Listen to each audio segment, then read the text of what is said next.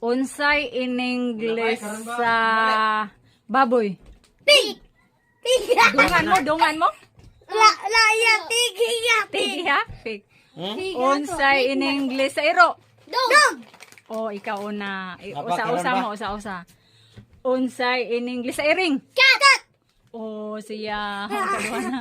Ha, basta skal. Unsay in English sa iro? Dog. Oh, dungan. Gitiman mo, kapila na ka?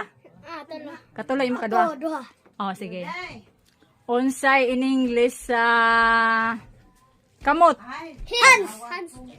Oh, tulo na, tulo. Unsay in English sa ulo? Head. Oh. Dungan. Unsay in English sa mata? Eyes. Ay. Pila na imo Carl? Tulo. Upat ko. Oh, sige. Unsay in English sa ilong? Nose. Unsay unsay in English sa dunggan? S. Ikaw na.